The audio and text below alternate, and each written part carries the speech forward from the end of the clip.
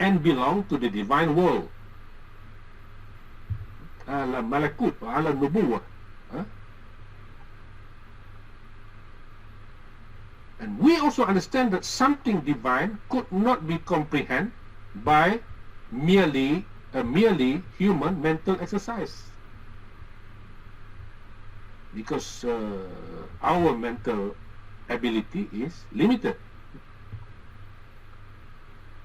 And of course, revelation is of this nature. It's divine. Therefore,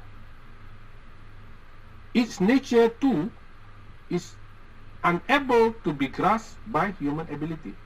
So we cannot reach the level of nubuwah. I mean, ordinary human being cannot reach the level of nubuwah. This means that revelation can only be communicated. Revelation can only be communicated to the human community through an agent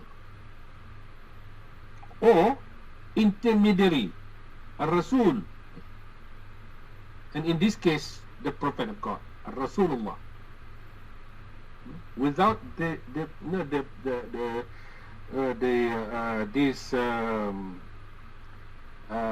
intermediary, we cannot communicate the alam God, revelation, or sam'iyat for that matter. And based on this reasoning, we could say that the existence of the Prophet of God,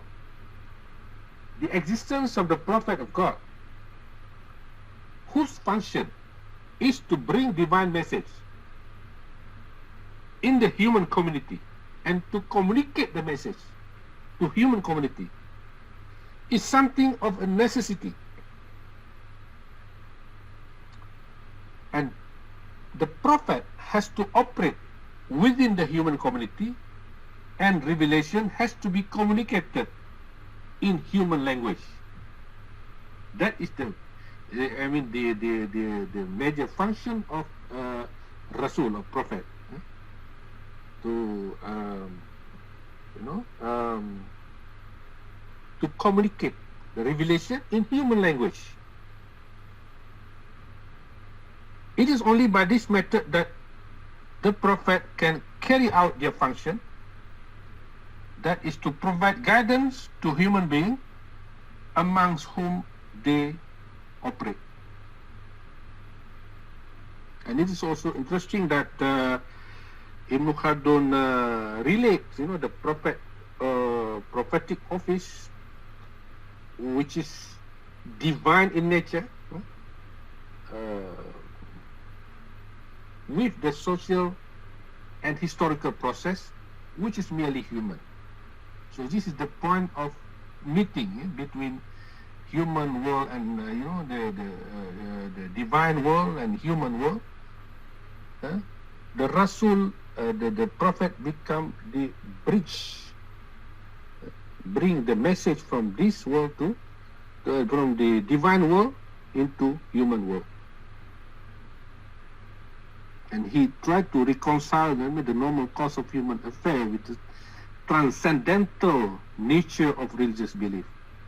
As a Muslim, Ibn Khaldun, from the very outset, stand very firmly on the basic notion, that is to admit the fact of divine interference in human affair. And at the same time, he also recognized the law of nature, that human affair have to follow in an orderly fashion. And in relation to this, he makes an attempt to explain the rationale of the prophetic office in human terms. So, I think, Brother Shahran, do we still have time? I think we have to stop now. It's late night now for some of our friends. We are still very, quite early here in Malaysia, but for some of our friends, it's already late night.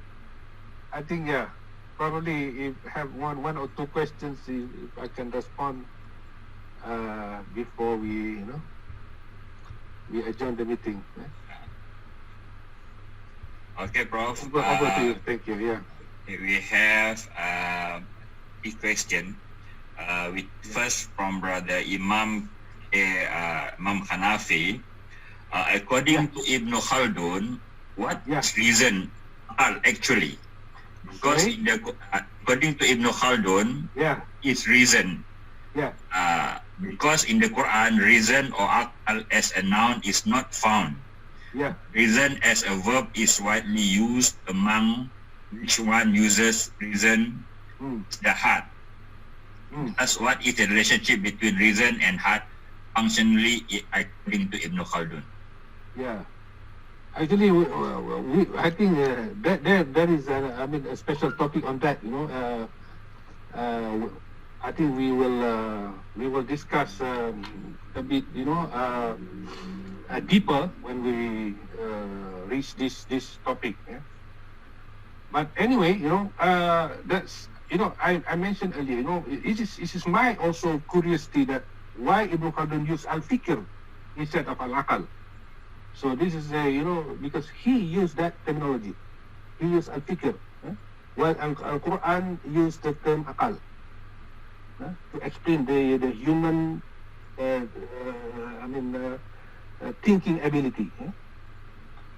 So inshallah, I think we will have that topic later, when we discuss this topic later on, inshallah. Second one, did you refer to the division of labor that mentioned by Adam Smith in The Wealth of Nation when you were explaining about the concept of ta'awun? Thank you. Yeah, that's right. Actually, my heart feeling, I think Adam Smith read Ibn Khaldun before of course, he explained, at length, the concept of division of labor and things like that. But since Ibn Khaldun was one of the earliest philosophers who tried to extend this basic, notion of the formation of human society, and I'm pretty sure he come across this Ibn Khaldun, but he did not mention. I think he did not making any quotation of the Ibn Khaldun. So that's my feeling. Actually, we can do a lot more research on that, to establish that yes, he actually was very much influenced by Ibn Khaldun. From Brother Zaki, what is Ibn Khaldun's view about intuition? About intuition. Intuition, yeah. Yeah, this one, this is another topic that he discussed later. I think we will discuss on the institution when we come to this topic later on, inshallah. We have another,